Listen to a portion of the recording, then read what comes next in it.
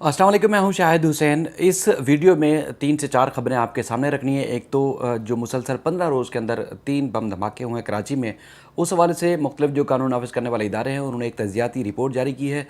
उससे मुताल्लिक़ आपको आगाह करना है। इसके अलावा MQM के बानी अल्ताफ़ हुसैन साहब की तकरीर पर पाबंदी से मुताल्लिक़ जिस शहरी ने दरख्वास्त दायर की थी, उस दरख्वास्त का बिलाखिर जो है वो फ़ैसला आ गया है। क्या फ़ैसला आया है, क्या हुआ है, वो सारी तफ़सीलात आपके सामने रखनी है। और इसके साथ साथ अल्ताफ़ हुसैन साहब ने इमरान खान, हालांकि इमरान खान ने गुज़श्ता रोज़ मुखातिब करके एक बार फिर जो है वो उनको निशाना बनाया था अल्ताफ़ हुसैन साहब का, बल्कि नाम लिए बग़ैर बरतानिया के हवाले से कहा था तकरीर के दौरान। लेकिन उसके बावजूद उन्होंने मुखातिब करके अल्ताफ़ हुसैन साहब ने इमरान खान को कुछ मुतालबात रखे हैं, कुछ नई चीज़ें सामने रखी हैं, वो आपके सामने रखेंगे। इसके अलावा जो पीपल्स पार्टी और MQM पाकिस्तान के दरमियान इत्तेहाद हुआ है, लगता है कि वो मामला अब तक गड़बड़ है। उस मामले में आगे क्या होने वाला है उसके बाद वो आपके सामने रखेंगे। और ख़ास तौर पर जो वफाकी वज़ीर ख़ज़ाना शेख अब्दुल हफीज़ शेख साहब जो हैं, उनके वो अब बाकायदा तौर पर नैब के मुल्ज़िम बन चुके हैं। अब अदालत से उन्होंने रजू किया है। क्या मामला है, कितनी अरब रुपए की करप्शन है उनके ऊपर, वो आपके सामने रखेंगे। सबसे पहले तो वो जो तज़कियाती रिपोर्ट आपके सामने रखेंगे। 3 धमाके हुए 15 रोज़ के अंदर। एक सबसे पहले कराची यूनिवर्सिटी में हुआ, उसके बाद फिर सदर में हुआ, एक इंतहाई अहम तजारती मरकज़ के अंदर। और इसके अलावा तीसरा जो धमाका गुज़श्ता रोज़ हुआ वो बोल्टन मार्केट खारादर थाने की हदूद में हुआ। इस 3 धमाकों को लेकर जो है मुख्तलिफ कानून नाफिज़ करने वाले जो इदारे हैं वो बड़े मुतहरिक हो चुके हैं, मुख्तलिफ तरीक़ों से तहकीकात कर रहे हैं और तहकीकात में मुख्तलिफ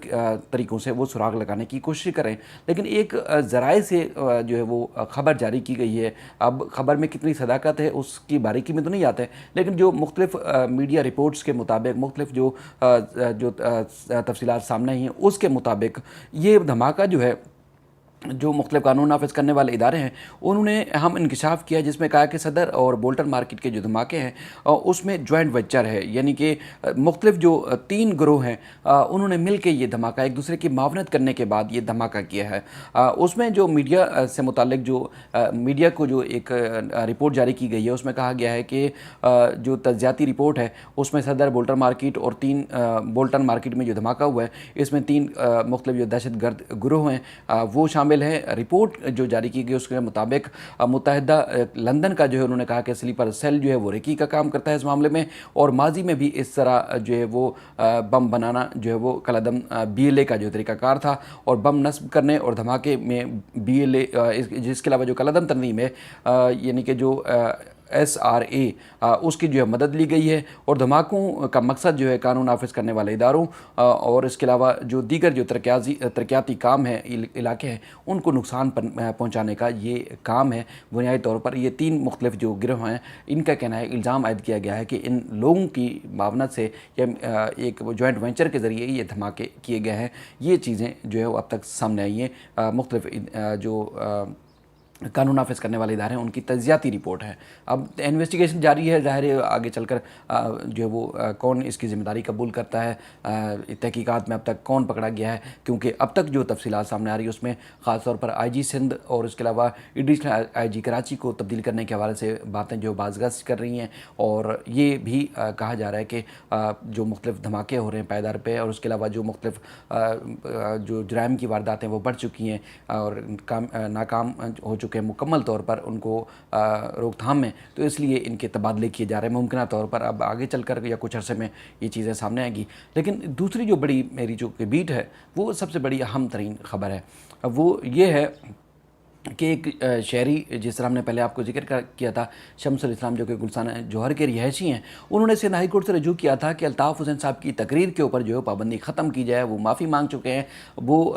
करोड़ों जो शहरी हैं सिंध के, पाकिस्तान के, उनके जो है वो कायद हैं, लीडर हैं, और उनकी जो पाबंदी है उनकी तकरीर के ऊपर वो आइन के आर्टिकल 5 की जो खिलाफ वर्जी है। और उसके अलावा जो उनके ऊपर जो इल्ज़ामात हैं वो कहीं साबित भी नहीं हो पा रहे, तो लिहाजा इनकी जो تقریر ہے ان کے جو فالوورز ہیں ان کو سننے کا جو مکمل حق ہے، اور چونکہ وہ معافی بھی مانگ چکے ہیں ان کی جو بھی تقریریں تھیں، تو لہٰذا ان کی تقریر سے پابندی ختم کی جائے۔ یہ جب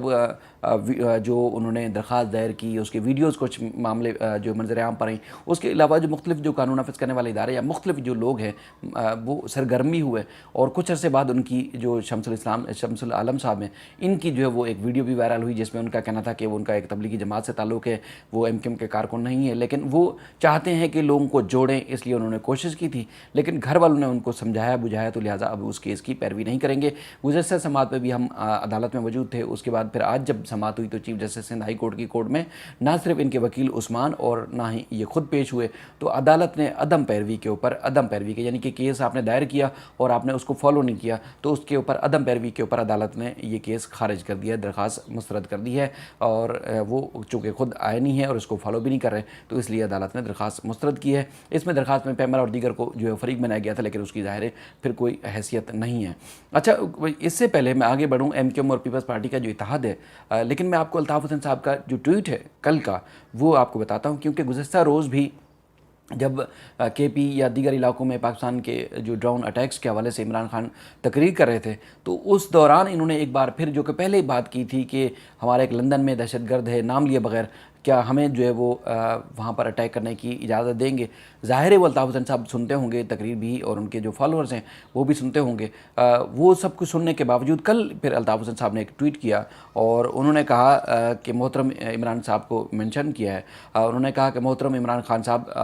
آداب، اب آپ اور آپ کے جو وفادار ساتھی ہیں اچھی طرح سمجھ گئے ہوں گے کہ اسٹیبلشمنٹ کس طرح مخالفین کے خلاف مینیپولیشن اور اس کے علاوہ جیری مینڈرنگ کے ہتھ کنڈے استعمال کرتی ہے۔ اگر آپ پھر منتخب ہو کر آئے تو ان سیاسی جماعتوں، لیڈروں اور قوموں کے خلاف اسٹیبلشمنٹ کے جو ہتھ کنڈے ہیں کیا ان کا مداوع کریں گے یا نہیں؟ آگے انہوں نے کوئسچن مارک لگایا ہے۔ تو بہرحال یہ اظہار ہو رہا ہے اس بات کا کہ چونکہ جو ان کا موقف ہے الطاف حسین صاحب کا، تقریباً اب جو باتیں سامنے آتی ہیں یا جو لوگوں میں پرسپشن بن گیا ہے یا جو حقائق ہیں وہ ملتے جلتے ہیں کہ بنیادی طور پر وجہ کیا ہے سیاسی جماعتوں کو دیوار سے لگانے کی یا ان کو سیاست نہ کرنے دینے کی، پیچھے کون کس کا ہاتھ ہوتا ہے۔ تو لہٰذا وہ اس خدشے کا اظہار کر رہے ہیں کہ کیا ان چیزوں کا آپ اگر حکومت میں دوبارہ آگے تو مداوع کریں گے یا نہیں کریں گے۔ تو بہرحال اب عمران خان صاحب کہاں جواب دیں گے اس بات کا، لیکن یہ بات انہوں نے کی ہے، اور وہ چیزوں کو پاکستان کی جو سیاست ہے اس پہ گہری نظر رکھتے ہیں، اور نہ صرف وہ اور بلکہ دنیا بھر میں جو ان کے فالوورز ہیں وہ پاکستان میں موجود ان کے جو کارکنان ہیں ان کی کس طرح مدد کرنی ہے، ان سے کس طرح رابطے میں رہنا ہے، وہ معاملات کر رہے ہیں، آگے بڑھ رہے ہیں۔ اب فیوچر میں کیا ہوگا وہ تو اللہ جانتا ہے، لیکن اپنی جدوجہد جو اپنے طریقے سے جاری ہے۔ دوسرا، جو سندھ میں جو سندھ حکومت یا پیپلز پارٹی کے ساتھ ایم کیو ایم پاکستان اور اس کے علاوہ جو پیپلز پارٹی ہے، ان کا جو اتحاد تھا اس میں جو مذاکرات سے ایسا لگ رہا ہے کہ تعطل کا شکار ہے۔ اب تک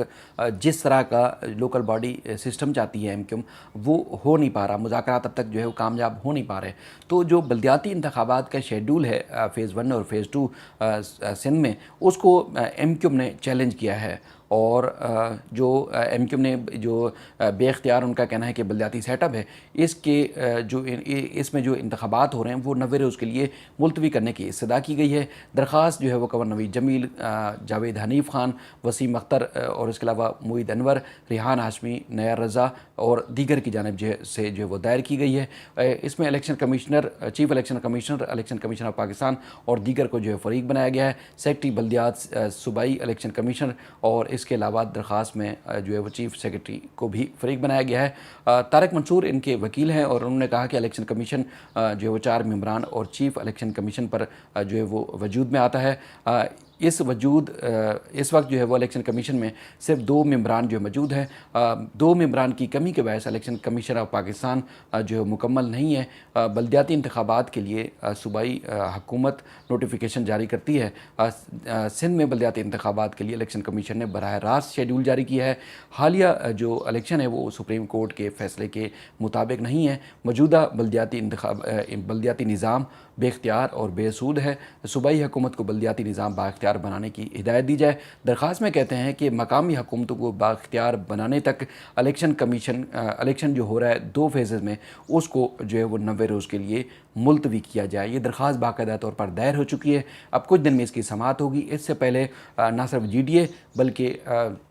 پاکستان تحریک انصاف کی جانب سے بھی درخواستیں دائر ہو چکی ہیں، نوٹسز جاری کیے گئے ہیں، لیکن اب تک الیکشن کمیشن کی جانب سے تحریری جواب جمع نہیں کیا گیا ہے، لیکن اب ایم کیو ایم کی جانب سے بھی درخواست دائر کی گئی ہے۔ اب ہم آتے ہیں حفیظ شیخ صاحب کی طرف سے۔ یہ نہ صرف پیپلز پارٹی کے دور میں بلکہ اس کے علاوہ بھی کافی متحرک ہیں، لیکن جو وزیر خزانہ کا ان کو عہدہ ملا تھا وہ پاکستان تحریک انصاف کے دور میں ملا تھا، اور محمد وابڈا ان کے وکیل ہیں۔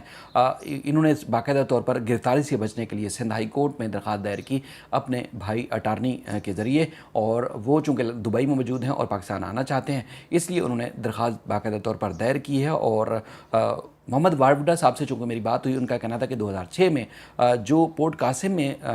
جو مختلف کمپنیوں کے کنٹریکٹ سے ان کے پیسے ڈیو تھے، لیکن ایف بی آر نے چونکہ موجودہ یعنی کہ سابق حکومت جو عمران خان صاحب کی تھی اس دوران جب یہ وزیر خزانہ تھے، تو اس کے بعد پھر ان کو سمری ایک بھیجی گئی کہ فلاں وقت کے یعنی کہ جب یہ وزیر خزانہ نہیں تھے تب کی ایک پیمنٹ جو ڈیو ہے، لہٰذا وہ پیمنٹ جاری کی جائے، تو انہوں نے وہ سمری منظور کی اور اس کے بعد ان کی پیمنٹ کی۔ لیکن اس کے بعد پھر نیب نے ان کے خلاف جو ہے تحقیقات شروع کر دی، اور ان کے خلاف جو ہے باقاعدہ طور پر نہ صرف ریفرنس بلکہ ان کے اب ایک کراچی کے حساب عدالت نمبر 6 سے باقاعدہ طور پر ناقابل ضمانت وارنٹ گرفتاری بھی جاری ہوئے ہیں، اور اس کے بعد پھر اب یہ ملزم بن گئے ہیں، اس لیے بھی کہ انہوں نے نیب کا کہنا ہے کہ انہوں نے نہ صرف انکوائری جوائن کی بلکہ نہ حساب عدالت میں پیش نہیں ہوئے۔ لیکن جو حفیظ شیخ صاحب ہیں ان کے وکیل کا کہنا ہے کہ ان کو نوٹسز بھی جاری نہیں ہوئے، اور ان کو تب پتہ چلا کہ ان کے جب وارنٹ گرفتاری جاری ہوئے ہیں، تو لہٰذا یہ ٹرائل کا سامنا کرنا چاہتے ہیں، اور اس کے بعد پھر عدالت میں بھی سرنڈر کرنا چاہتے ہیں، لہٰذا ان کو نیب کو گرفتار کرنے سے روکا جائے۔ ان کے اوپر جو ہے تقریباً جو ہے وہ کرپشن کا جو الزام ہے وہ ہے $11.25 ملین کا قومی خزانے کو نقصان پہنچانے کا الزام ہے، اور حساب عدالت نے ان کے وارنٹ گرفتاری جاری کیے تھے۔ آج جو ہے وہ سندھ ہائی کورٹ کے جسٹس محمد اقبال کھلڑو کی سربراہی میں 2 رکنی بینچ نے ان کے جو وارنٹ گرفتاری جاری کیے